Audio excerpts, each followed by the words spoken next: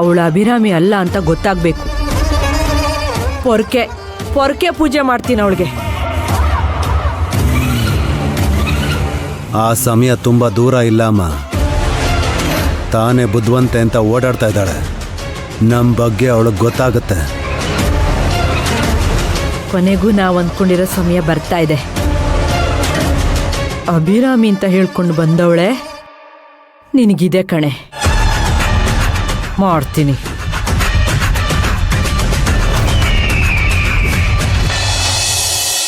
ಹಾ ರಜನಿ, ಎಲ್ಲಿದ್ದೀರಾ ಈಗ? ಇಲ್ಲೇ ಮಹಾಲಕ್ಷ್ಮಿ ಲೇಔಟ್ ಹತ್ರ ಇದ್ದೀನಿ. ಹೌದಾ? ನಾವು ಅಲ್ಲೇ ಇದ್ದೀವಿ. ಹೌದಾ? ಅಲ್ಲೇ ನಿಂತ್ಕೊಳ್ಳಿ, ಬರ್ತೀವಿ. ಹಾ, ಸರಿ ಆಯ್ತು.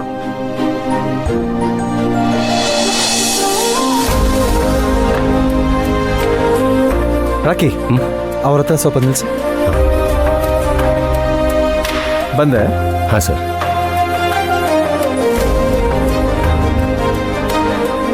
Hi hi Rajani. Hi. Hi ಪುಟ್ಟ, ಹೇಗಿದ್ಯಾ?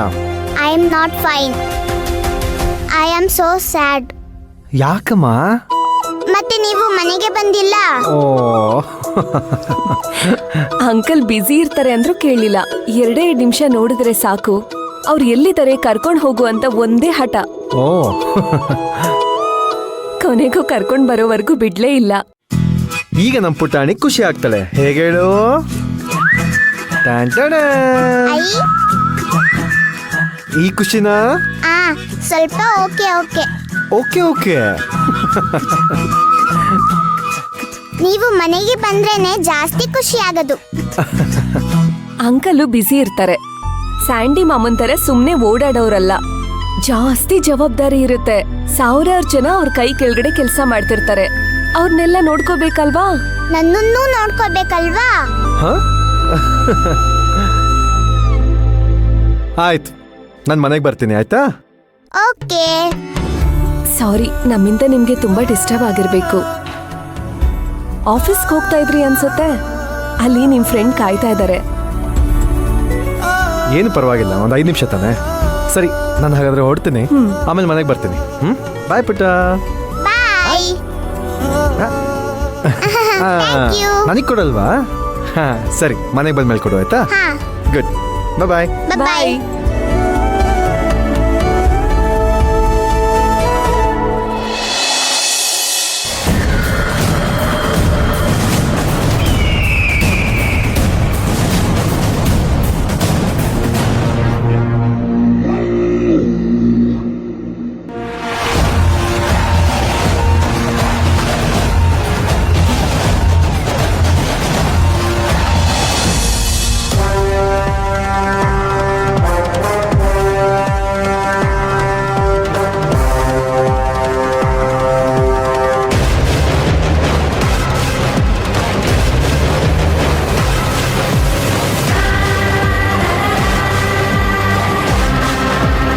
You can start proceeding.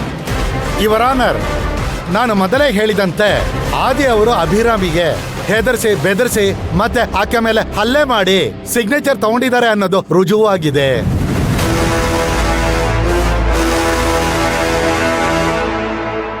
ನೋಡು, ಇದ್ರ ಬಗ್ಗೆ ನಾನೀಗಾಗ್ಲೇ ಹಾಸ್ಪಿಟಲ್ CCTV ಮತ್ತೆ ಡಾಕ್ಟರ್ ಸರ್ಟಿಫಿಕೇಟ್ ನ ಸಬ್ಮಿಟ್ ಮಾಡಿದ್ದೀನಿ. ಆದ್ದರಿಂದ ತಾವುಗಳು ನನ್ನ ಕಕ್ಷಿದಾರರಾದ ಊರ್ಮಿಳಾ ಪರವಾಗಿ ತೀರ್ಪು ಕೊಡಬೇಕು ಅಂತ ನಾನು ತಮ್ಮಲ್ಲಿ ಕಳಕಳಿಯಿಂದ ಕೇಳ್ಕೊಳ್ತಾ ಇದ್ದೇನೆ. That's all your honour. I object your honour.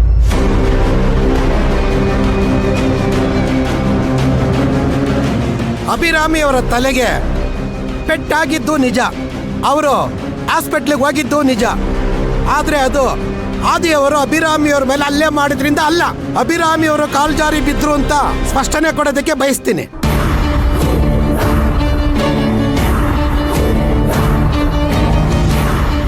Your honour, ಒಂದು ವಿಷಯನ ತಾವು ಸೂಕ್ಷ್ಮವಾಗಿ ಗಮನಿಸಬೇಕು ಅಂತ ತಮ್ಮಲ್ಲಿ ವಿನಂತಿ. ಅಭಿರಾಮಿಯವರು ಗರ್ಭವತಿ. ಅದರಿಂದ ಆಫೀಸು ಮತ್ತು ಫ್ಯಾಕ್ಟರಿನ ನಿರ್ವಹಣೆ ಮಾಡದ ಕಾರಣ ಮಗು ಆದ್ಮೇಲೆ ಸುಮಾರು 5 ರಿಂದ 6 ವರ್ಷಗಳ ಕಾಲ ಮಗು ನೋಡ್ಕೋಬೇಕು. ಹಾಗಾಗಿ ಬಿಸ್ನೆಸ್ ಕಡೆ ಗಮನ ಕೊಡಕ್ಕಾಗಲ್ಲ. ಅದಕ್ಕೆ ನನ್ನ ಆಸ್ತಿನ ನನ್ನ ಗಂಡನ ಹೆಸರಿಗೆ ಬರ್ಕೊಡ್ತಾ ಇದ್ದೀನಿ. ನೀವು ಅದನ್ನ ನೋಡ್ಕೊಳ್ಳಿ ಅಂತ ಸಂಪೂರ್ಣ ಮನಸ್ಸಿನಿಂದ ಒಪ್ಪಿ ಆಸ್ತಿನ ಬರ್ಕೊಟ್ಟಿರೋದು.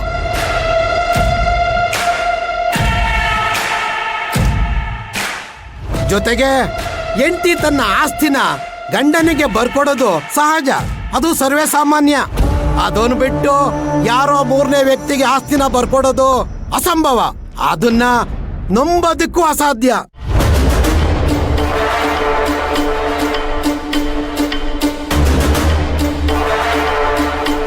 ಹಾಗಾಗಿ ಕಾನೂನಿನ ವಿರುದ್ಧ ಕಾಣದ ಕೈ ಕೆಲಸ ಮಾಡಿದ ನಿಟ್ಟಿನಲ್ಲಿ ರುಜುವಾಗ್ತಾ ಇದೆ ಯುವರ್ ಆನರ್.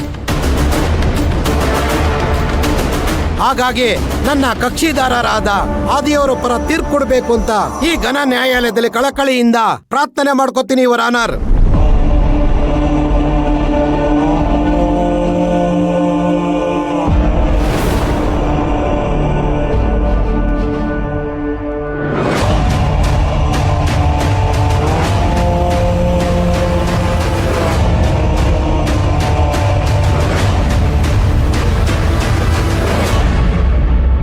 ಎರಡೂ ಪತ್ರಗಳ ಸಿಗ್ನೇಚರ್ ಒರಿಜಿನಲ್ ಆಗಿರೋದ್ರಿಂದ ಎರಡೂ ಪತ್ರಗಳಲ್ಲೂ ಸೈನ್ ಹಾಕಿರೋದು ಅಭಿರಾಮಿಯವರೇ ಎಂದು ತಿಳಿದು ಬಂದಿದೆ.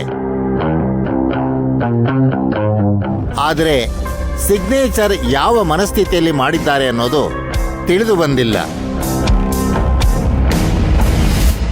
ಅದು ತಿಳಿಬೇಕು ಅಂದ್ರೆ ಅವರೇ ಖುದ್ದಾಗಿ ನ್ಯಾಯಾಲಯಕ್ಕೆ ಬರಬೇಕು. ಆಕೆ ಬಂದಲ್ಲಿ ಅವರು ಯಾರಿಗೆ ಆಸ್ತಿ ಬರೆದಿದ್ದಾರೆ ಅನ್ನೋದು ತಿಳಿದು ಬರುತ್ತದೆ.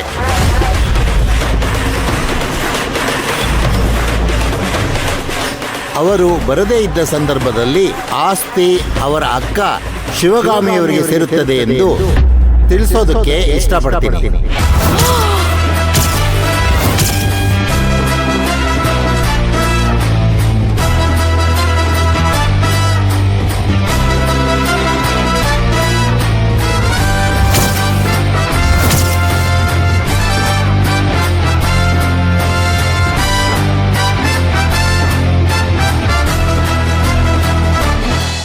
The court is adjourned.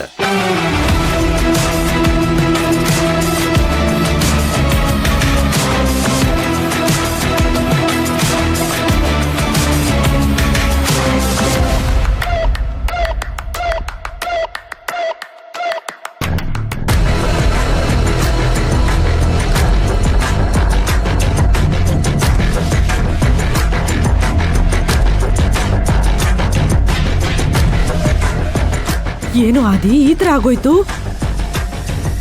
ಕೊನೆಗೂ ಊರ್ಮಿಳಾ ಅಭಿರಾಮಿನ ಕಿಡ್ನಾಪ್ ಮಾಡಿ ಸೈನ್ ಮಾಡಿಸ್ಕೊಂಡಿರೋದು ಅಂತ ಪ್ರೂವ್ ಮಾಡಕ್ಕೆ ಆಗ್ಲಿಲ್ವಲ್ಲೋ? ಸದ್ಯಕ್ಕೆ ಆಸ್ತಿ ಇಬ್ರದು ಅಲ್ಲ ಅಂತ ಆಗಿದೆ.